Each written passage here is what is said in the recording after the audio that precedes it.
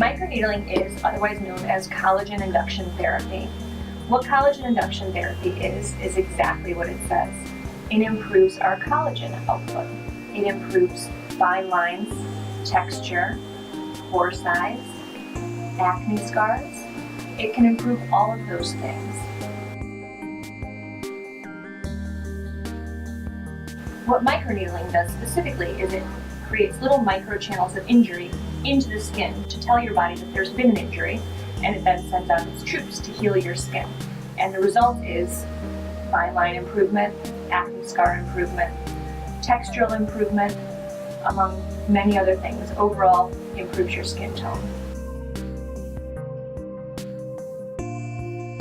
The benefits of microneedling are improved texture, improved tone, diminished fine lines, improved acne scarring, pore size gets minimized.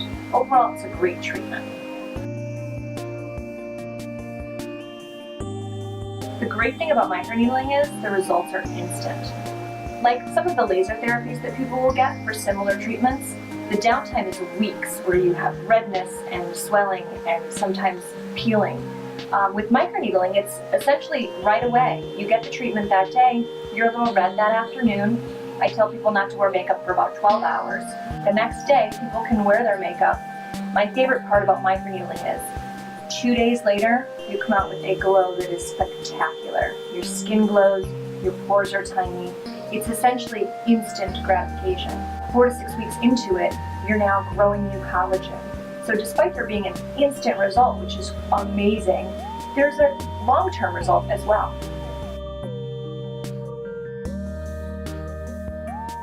The great thing about microneedling is you can do it as often as you want. Now, I'm not saying every day, though you may want to. You can do it 4 to 6 weeks apart. Your best bet is at the 6-week mark. As you're getting the new collagen stimulation, you can continue to stimulate more. I tell people if they want to do it before an event, go for it. Your skin will look fantastic.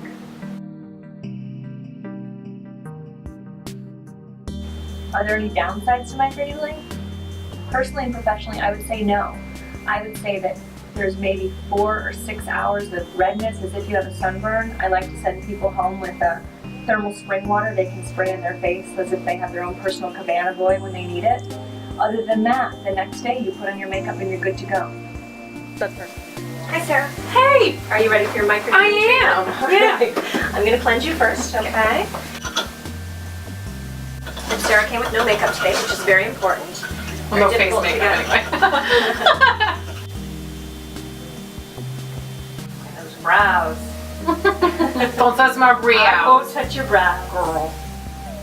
Never understood the saying, clean as a baby's butt. Because baby's butts are kind of gross. Yeah. They're soft, they're dirty. Yeah, dirty baby butt. All right, are you ready? Yeah. Okay, so what I'm going to do first is put a little bit of hyaluronic acid on your face, and what that helps to do is it's a really, really good moisturizer. And there are only a few products that can go on the face for microneedling. This is very important. I know a lot of people have at-home microneedles and roller pens. Yes. What you have to understand is there are only certain things that can be injected into the skin, and your face lotion is not one of them. And I know you also said too, because I was interested in getting one of those at-home microneedling things, and I know that she said to me, don't do that because of the depth, it's not controlled. Correct. One, it's not controlled. Two, you know, we just don't trust ourselves with these things. We'll overdo it, we'll put the wrong product in. If we use them exactly appropriately, the depth is okay, but it's just not really a depth that does anything. There's a reason for not allowing the general public to have something that they would hurt themselves with, because they most certainly would hurt themselves with it. You could damage your skin. Exactly. It could cause more harm than good. Now, if they did something like the at-home rollers and stuff like that, could they cause harm to their skin, like scarring? If they use products that weren't appropriate for their skin, yes. And overuse of anything is not good. If they used it according to the specifications of the manufacturer, then sure, they'd be fine. Yeah. You know, I mean, but very few of us actually listen to the directions. We all think we're smarter than the manufacturer. All right, so right now we're just going to start at a very low level on your forehead. The forehead is the most uncomfortable spot. Some people tend to numb the face. I don't find that it's that uncomfortable. I've done tons of them myself, to myself. It's minorly uncomfortable. I describe it as a microdermabrasion where maybe they are a little more aggressive, and that's exactly what you feel. But I do different depths on different parts of the face so that we can achieve kind of the results we're looking for. The thinner the skin, the less of a depth we want to use. That little buzz is our needle. Sounds like a tattoo needle. All right, are you ready, Sarah? Yeah. All right. So what we're going to do is just make some passes, and I've got it at a low depth. How does that feel to you today? Prickly. Prickly? A little annoying? Yep. Kind of like a tattoo. Yeah. And if you've ever had a microdermabrasion and just felt like, oh, that's just annoying, that's essentially the discomfort. As you can see, she's pinking up a little bit. I literally get pink with everything. And that's okay. We like that. We like that treatment. The whole thing we're trying to achieve here is injury to the tissue. So if I'm injuring her tissue, I'm doing exactly what I'm supposed to be doing. And on a scale of 1 to 10, how would you describe this discomfort for your audience? Probably a 6. If anybody has ever gotten their eyebrows threaded, it feels like that, because like when you open your eyes, like my eyes are tearing right now, not from pain at all, but more from the annoyance of the area. Some people say it makes them want to sneeze. That, yeah, also makes me want to sneeze, and it literally just feels like when you get your eyebrows threaded. That like, So if you looked a little closer, you'd see little teensy tiny pinpricks of blood, and that's okay. That's what we're trying to achieve. And I think that's one of the reasons it got the vampire facial. the name. Yeah. Exactly. Although we can do this with platelets as well. Now we're going to go a little deeper, but this is on the thicker parts of your skin. So this is where pores and acne and fine lines will improve. And I can actually go even deeper. Nope. which I will, because after the first pass, Sarah really won't feel much difference in the discomfort because it kind of primes your skin for that discomfort. How's that feel? Fine. Yeah, nothing worse, right? It's almost like I've made her nerves tired of feeling the discomfort, and she doesn't feel it once it's a little bit deeper. My nerves are like, seriously? We're out of here. I'm going to concentrate a little bit on these pores because she's going to love that outcome if they go away. I hate my pores. Last time I did this, and I actually posted it on Instagram as well, when I did this last time, my pores, probably 2 days later, were gone. They were literally gone, and putting makeup on was a dream. It just slid right on my face. I had to use nothing but, I think I used nothing but BB cream that day. All right, now I'm going to go a little bit lower, and we're going to do around her eyes, which are always a lot of people's problem areas. And this, I like to say, this feels like butterfly kisses. It's a little tickly, a little prickly, but nothing dramatic by any means. And as you can see, I can go right up around her eyes without any injury or trouble, and that actually hurt a lot less than my forehead. yeah. Even right around my eye. Yep. A lot less than my forehead. All right, so we are done with that side of your face. That stuff smells like grape. Those are my gloves. Con, Yeah. your gloves smell like grape? Oh my god, your gloves smell like grape bubblegum!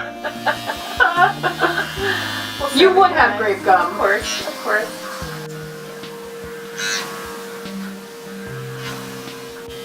That one That feels so good. Oh god. Oh, that's terrible. Oh, that's terrible. All right, we're done with that. Oh, Okay. terrible. Last is the chin, and we're done. Made my eyes water. Last on your chin. And because you have a little bit of acne here, we don't want to go over any active acne, which this is very, very mild. But if she had some active acne, I would hold off on her treatment until she cleared up a little bit. The beauty is, you will look gorgeous tomorrow. You're done. Voila!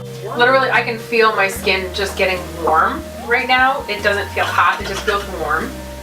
It's more stingy, not more, I don't want to use the word stingy, but it's more, I can feel, yes.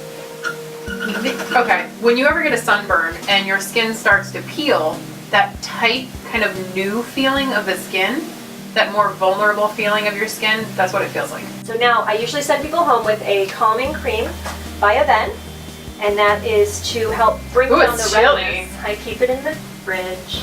And this is just a calming cream, and that's exactly what it does. It just takes down the redness. It's great for rosacea, but I like to use it in this particular treatment because it's cooling. It decreases the irritation. What I don't want Sarah to do is I don't want her to take a Motrin, because what Motrin does is it decreases the inflammatory response. and the inflammatory response is exactly what we're looking for. So you can basically see that my skin is red. It just feels hot. It's not uncomfortable to the point where I need to take a pain reliever or anything. Obviously, you saw me do it. I didn't have any numbing cream. I had no pain relieving agents, nothing. I don't feel the need to go home and ice my face or not show my face in public or whatever the hell. But literally, it was pretty stinking pain free. On a scale of 1 to 10, I'd probably say it was about a 6. At the worst part, it was a 7 or an 8, but that was literally just the tip of my nose. But that's it. Karis was sending me home with the Aven, this thermal spring water. I've actually used this in one of my tutorials before. I like to use this to not only allow my skin to be a lot more, yes, Cabana Blanca, yes, Cabana, yes.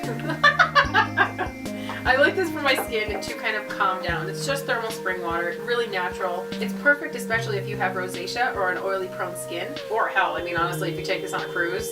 Because you know how you go and you buy that aloe and you're like, oh my god, aloe, so painful, ow. Keep this in the refrigerator, spray this stuff on your face, golden. I really hope you enjoyed this video, and I'll see you in my next one. Bye!